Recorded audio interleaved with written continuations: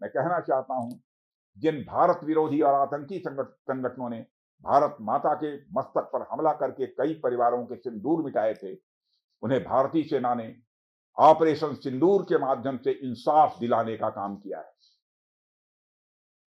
और इसके लिए आज सारा देश भारतीय सेनाओं का अभिनंदन कर रहा है। ऑपरेशन सिंदूर सिर्फ एक सैन्य कार्रवाई भर नहीं है, बल्कि भारत की राजनैतिक, सामाजिक और सामरिक इच्छा शक्ति का प्रतीक है।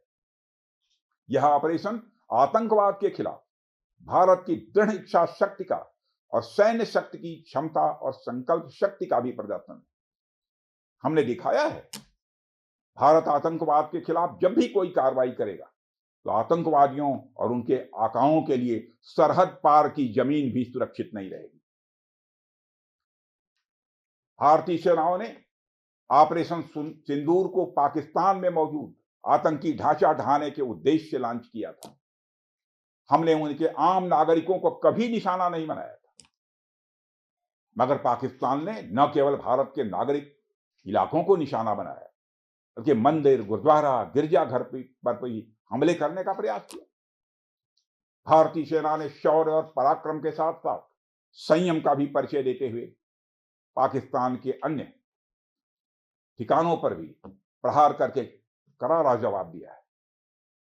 हमने केवल सीमा से सटे सैन्य ठिकानों पर ही नहीं कार्रवाई की, बल्कि भारत की सेनाओं की धमक उस रावलपिंडी तक सुनी गई जहां पाकिस्तानी फौज का हेडक्वार्टर मौजूद है।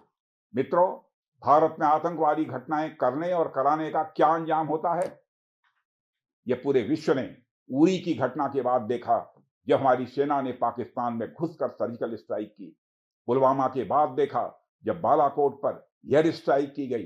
और अब पहलगाम की घटना के बाद दुनिया देख रही है कि जब भारत ने पाकिस्तान के भीतर घुसकर मल्टीपल स्ट्राइक्स की।